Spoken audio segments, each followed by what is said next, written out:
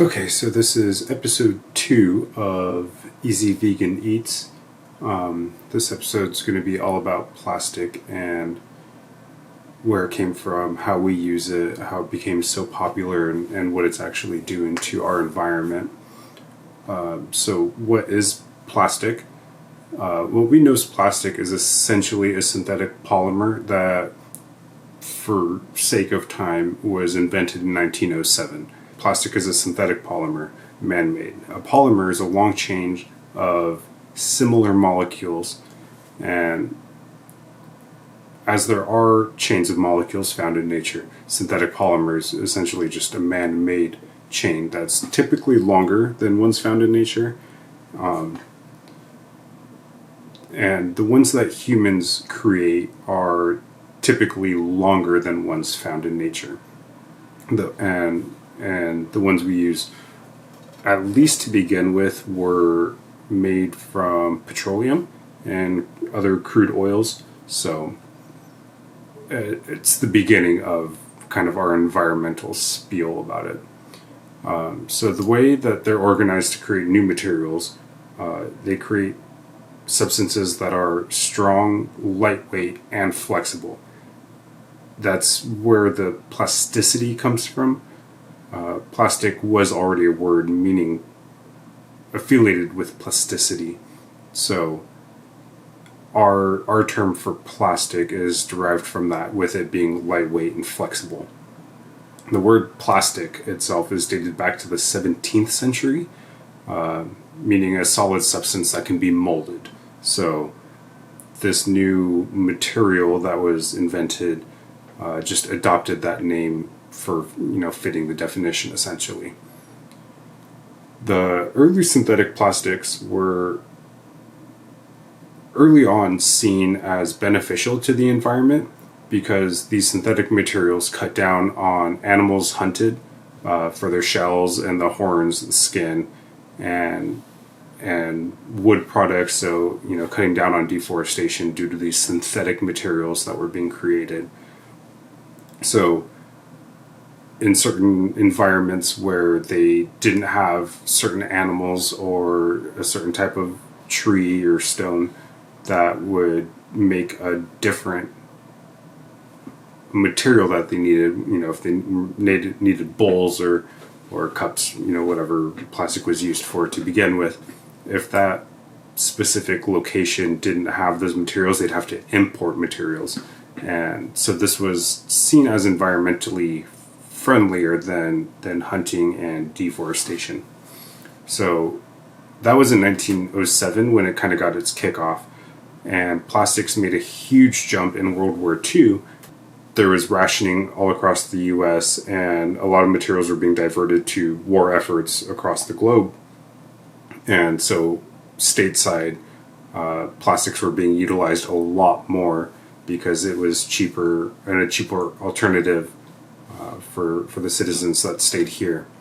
And in the 1960s, plastic waste was becoming a national concern as there were mounting environmental disasters due to pollution, and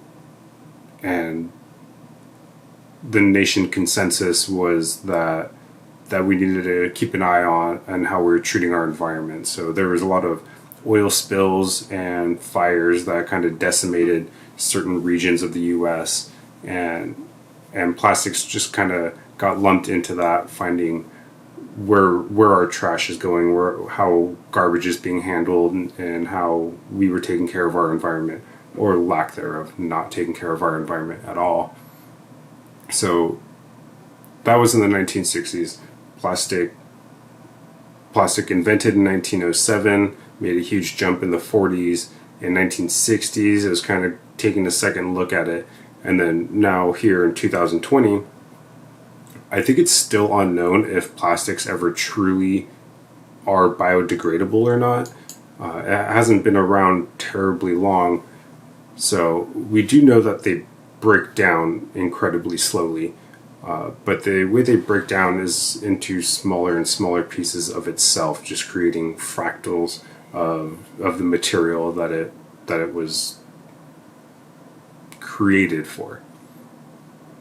So these fractals can become small enough to where they're not visible to the naked eye anymore, and those are known as microplastics. And I think most microplastics are measured between 1 and 5 millimeters large, and some of these can be identified obviously being that big, but they will degrade smaller due to sun exposure.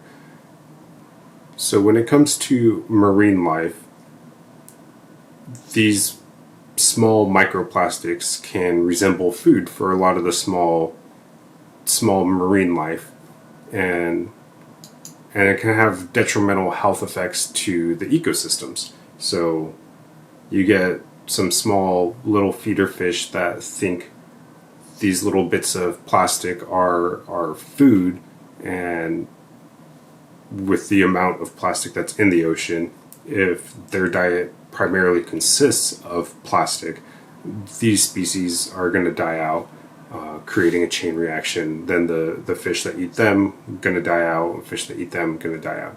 A huge chain reaction due to these microplastics just polluting the ocean. So that is a very quick and broad overview of what could happen if marine life were to consume just about only plastic. But we are already starting to see effects of this, and plastic has only really been around for about 110 years. So the greatest result of all this plastic manufacturing was noticed about 30 years ago, and that's what we know of today as the Great Pacific Garbage Patch. It's a large concentration of plastic that's in between North America and Asia, and it's estimated at 1.6 million square kilometers and weighing approximately 80,000 tons. So these numbers are not able to be completely validated because this mass drifts with the ocean current. It is kind of in a vector of the ocean, that it's in a sort of whirlpool. But there's a lot of microscopic materials in it. There's stuff at the surface, there's stuff that drifts down and sinks to the bottom of the ocean, and it's all moving. So there's not a hard number that you can just weigh this stuff at. This is the Great Pacific Garbage Patch, is also known as Garbage Island or Plastic Island, something like that. That's how I first heard about it. And it's not true in that it's not an island. You can't go stand on it. It's just a large concentration of plastics.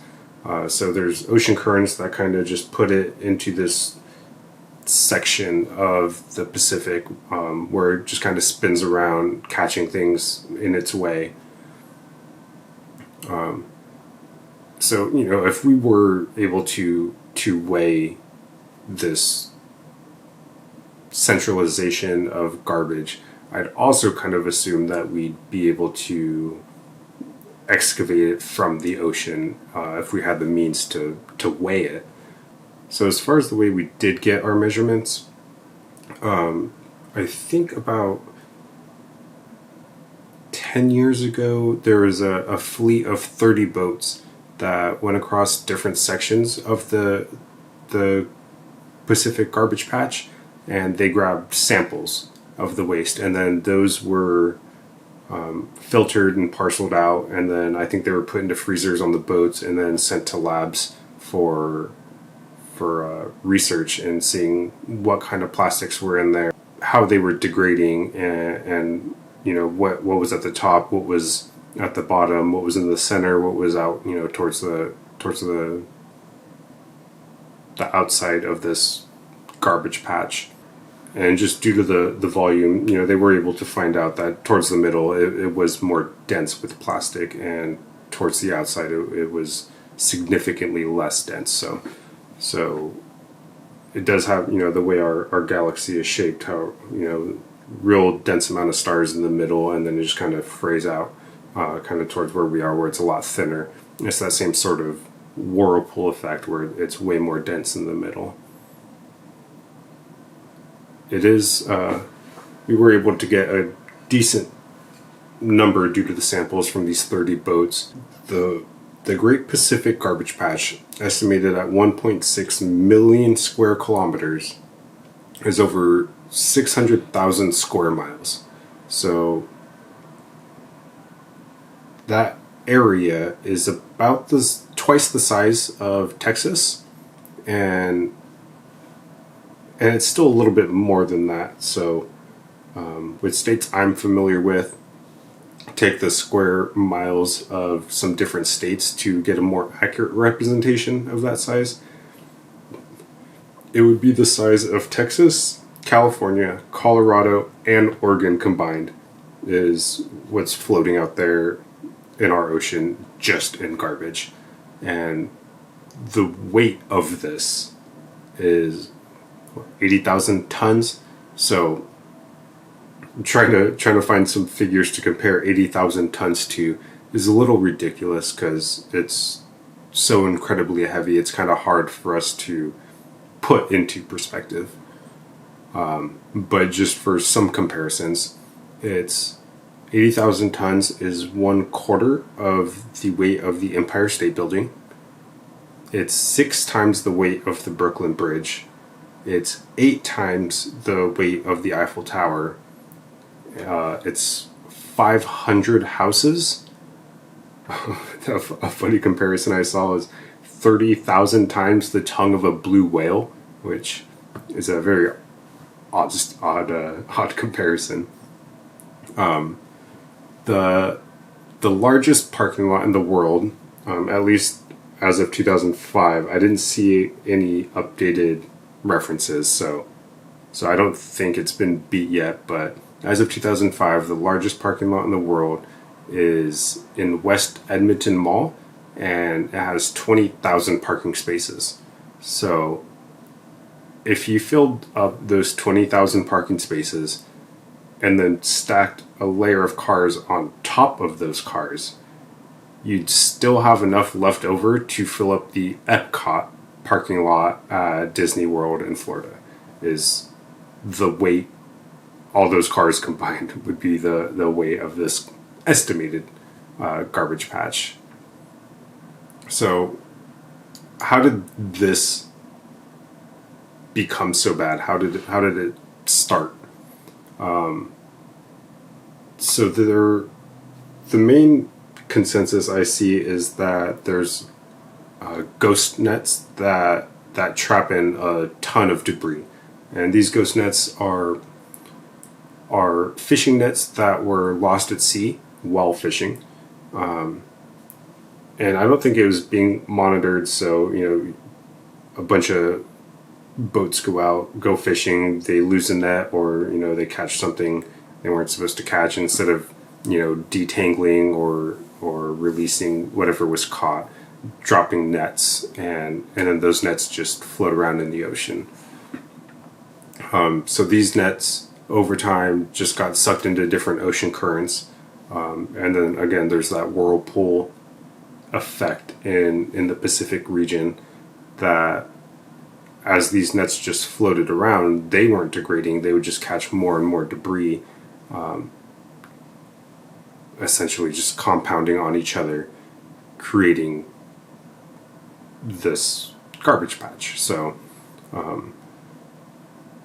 there is general garbage in the oceans. There's a bunch of spilled debris, boat crashes, plane crashes, random small, or not small events, but less common events like that. There are a lot of oil spills that may destroy certain structures that we have set out in the ocean. I don't think that's a huge portion of this, but it does add to it. Our consumer waste, that when people litter and it gets dragged out into the ocean, that stuff drifts out and then gets caught in these nets or get eaten by fish, and then those fish may get caught in nets. There's a lot of different ways garbage can get into the ocean, but it's mostly these nets creating a structure in a part of the ocean where all this stuff can gather, and it's not really being filtered. It's not that there's no trash anywhere else in the ocean. It's just that a lot of it, when it does kind of start to solidify with itself, it will end up in a section of our Pacific where we do have the garbage patch. And it's been over 50 years since the U.S. has really taken notice to it. Not that we've really done anything since, but we're able to monitor it now and research what kind of trash is being in there, whether it be soda bottles or crates or nets, fishing equipment, or just boxes. We're able to kind of research in what a lot of those things are now that are in this garbage patch. So Boyan Slat, I believe how you pronounce his name. He's a very young entrepreneur from the Netherlands. He's leading the way right now to clean up the oceans from this waste. He started a company called The Ocean Cleanup, which has pretty much been spearheading the whole movement, trying to hold large companies responsible for their ocean waste and devising new ways to take care of it, or to help clean up, or to fund cleanup programs for our oceans. And there have been some issues so far. So Slat's company, The Ocean Cleanup, was doing some trial runs. He was able to get funding for some boats to help gather some of the waste for research, so they can sample everything. And there were some issues with some of the barges. So they were solar powered, but at some point, I think they overflowed and spilled the plastic back into the ocean, which didn't help really anything. I think that was sort of not a waste of money, but first error in the trial and errors for this company. I do believe they've fixed it now. They have boats with a long net behind it that gathers plastic in, and they can rein it in, which there's a long pole that goes from the back of the boat, I think in a sort of U shape, that has a net underneath it to gather all this waste. And that pole is actually made out of plastic, which is quite ironic in my research looking at it. But there are some plastics that are made with natural resources, and some that were made with oil, petroleum, stuff like that. So the production weighs heavily on our environment, and it has compounding effects on our society and planet as a whole. And there's a whole chain reaction I don't really want to go through, of just oil wars and ocean pollution and mass consumption, the way our society's kind of been built. But these synthetic materials that are made from oil does have a compounding effect if you just chase oil wars all the way down to end product, and then destroying wildlife habitats. So as of recently, I've heard a lot of common rhetoric that plastic takes about 100 years to degrade, and I don't quite believe that, considering plastic was only invented about 115 years ago, and it wasn't mass produced until about 80 years ago. So with that time frame, it's not likely we know how long it actually takes to degrade, or if it does at all. Like I said earlier, these plastics don't degrade in the way natural fibers and natural materials do. they just get smaller and smaller and smaller. They don't actually disintegrate, as far as we know. So this 100-year span, we don't know if it does. We know it gets smaller and smaller, and it might come to a point where, it's too small for us to see, but it's still there. That those molecules aren't disbanding and absorbing back into nutrients for our soils or for our water or wildlife. With plastic, let's assume that it never does degrade. Then the ideal way to dispose of our used plastics would be to recycle, or at least that's what we've been taught. And up until the last couple of years, at least the U.S. has been sending our recycling materials to China, and they would recycle our materials that we sent to them. But China itself was cutting down on its own pollution issues, and they stopped importing recyclable material from other countries. So this leads to a lot of the recycling we clean and sort for processing. When you clean a container, throw it in your recycling bin, and give it to your city, instead of giving it to China, like we have been doing, our cities are now just sending them to landfills along with the rest of the garbage. And it just doesn't seem to be profitable for our cities and counties, states to be recycling material, or at least exporting this large sum of paper and plastics outside of our country. So we just throw it in a garbage heap.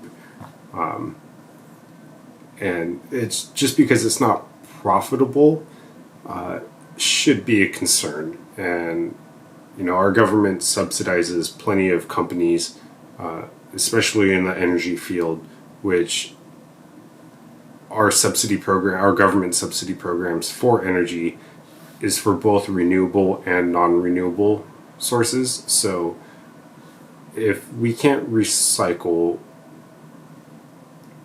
it, there should be some research done to how getting our recycling into renewable energy, creating energy out of plastics would be a great start. I don't know if that's possible. It hasn't been done, but if our government money is going towards renewable energy sources, and plastic is being a huge detriment to our wildlife in the oceans, then I think that should be a focus for the energy sector if our government's paying for it anyway. But since we can't control that, we should learn how to cut down on plastic and reuse plastics when possible. And there's that motto, that saying of reduce, reuse, recycle. Recycling really should be the last option. Reducing use, so if we can just cut out plastic, wonderful. If we do need to buy plastics, then to reuse, also a great way to cut down on waste, and then recycle as a last resort. But just recycling, like I said, isn't really viable when our counties aren't taking care of our recyclable materials the way we believe them to. So we should, as a whole, just kind of make a conscious effort to use less plastic.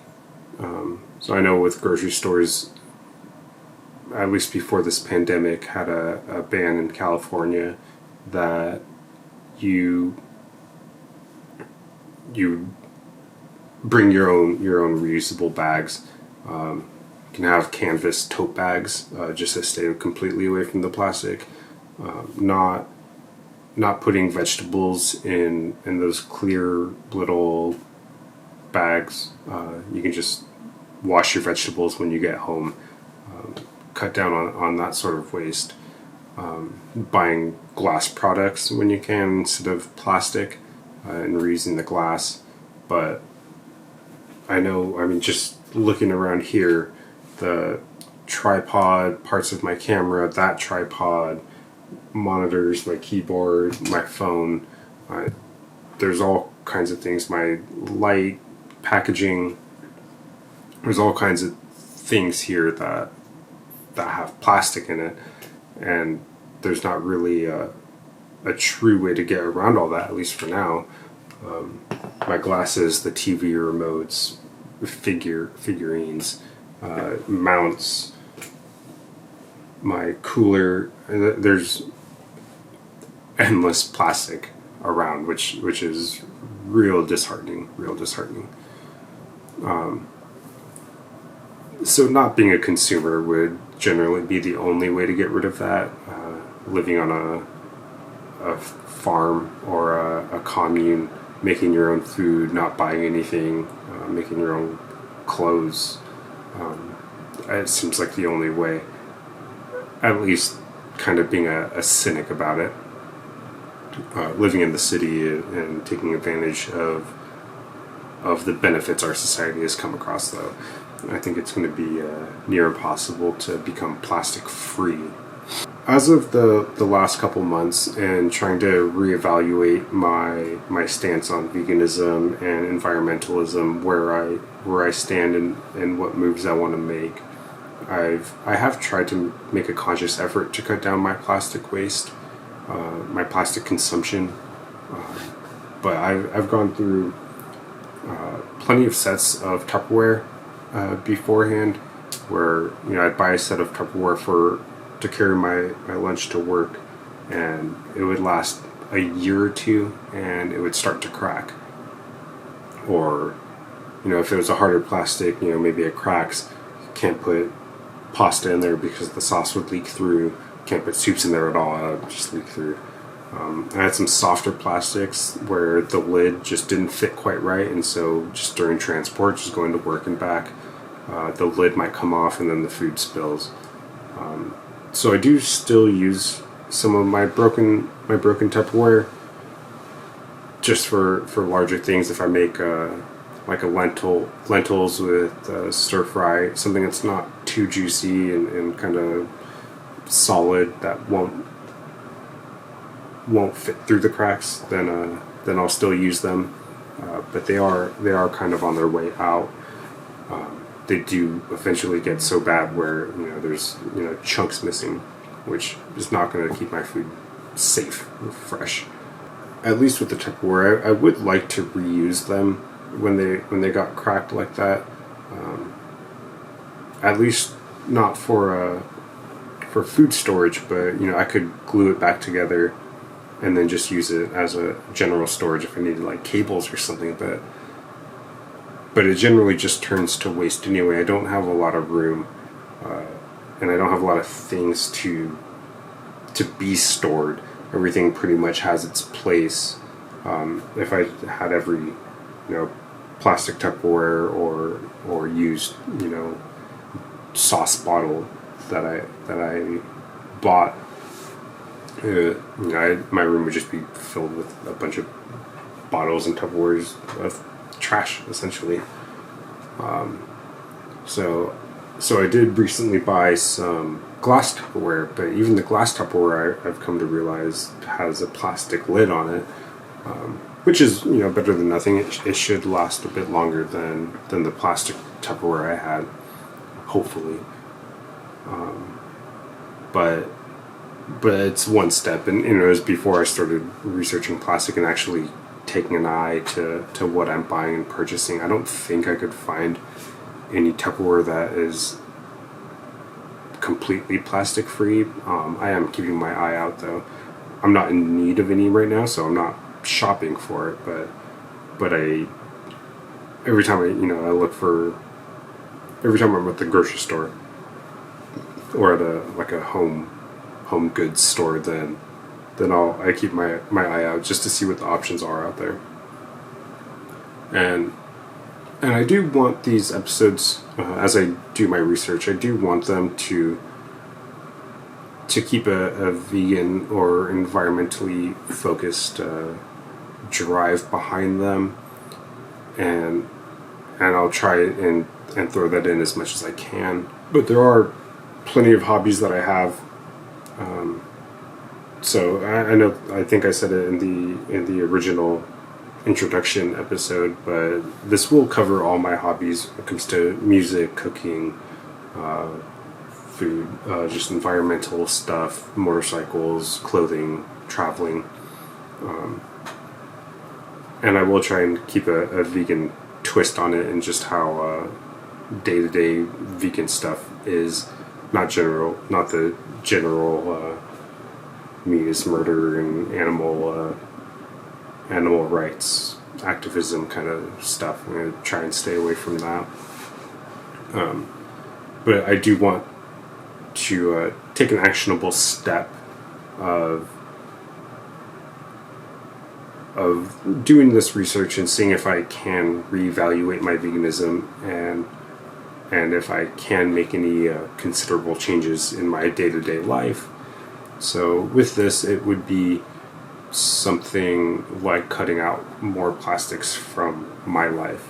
And I don't know if I can. I've been thinking about it for a while, and I don't really buy a whole lot of things. I am a consumerist. I do have a lot of things, but on a day-to-day, week-to-week, I'm not really out buying things. I wake up, I go to work, I come home, I cook my own food 5-6 days a week, and then on the 6th or 7th day, I either am not eating or I eat out.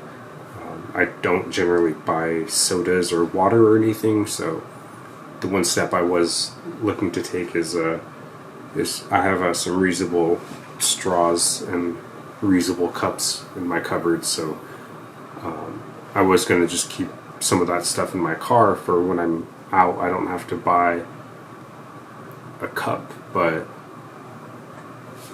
I don't really buy soda or use straws too much to begin with. At work, I have my coffee mug. At home, I have glassware. If I drink any beers, it's usually out of glass or aluminum containers, which I do recycle on my own, or at least take to the recycling center. So I think I will keep a cup and a straw in my car. I don't think it's going to help too much, and especially with this pandemic, it's not that I buy coffee all too often or buy soda almost at all. If I do buy beer when I'm out, it's usually in a glass mug, but with this pandemic, there have been a lot of restrictions as far as what kind of drinks you can get or what kind of containers. I can't take my reusable coffee canister into Starbucks for a refill, because they're just going to give you the one from there to cut down on contamination. But I don't buy coffee all that often either. Maybe once every couple months, I think I'll go buy coffee. So I don't think that's really going to help. Buying in bulk, I think, will. I buy a bag of 10 to 20 pound bag of rice every couple months. So I think I can buy that in bulk, get a container for that, at least once the pandemic kind of loosens up its hold. Same thing with beans. I can buy bulk beans or bulk nuts instead of the prepackaged stuff. I think would kind of help keep that down. I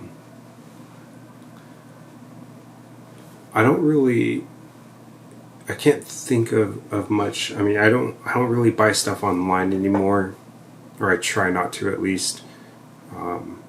I do prefer going into stores myself and talking to the people that work there to find the products I actually want. I do buy frozen vegetables a lot, so the way my grocery shopping goes is I'll buy a month's worth of food at the beginning of every month, and and I'll buy about 2 weeks worth of fresh vegetables and 2 weeks worth of frozen vegetables, and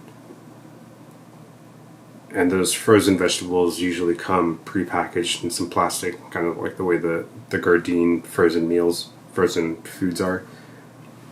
So I think I can cut down on that. Maybe just go to the store twice a month instead of once a month, and just completely on fresh vegetables. So I think I'll try that next month. But it's August 5th right now, and I've already bought my groceries for the month. So it's not going to happen this month.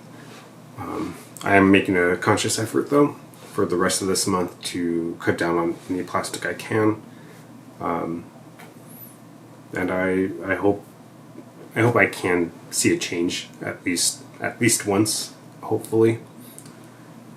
But that should be it for this. Hopefully I'll be back next week with something else. This was a lot of fun to research. Pretty much spent every day of the last week kind of looking into it and trying to write out a script I didn't think I could follow.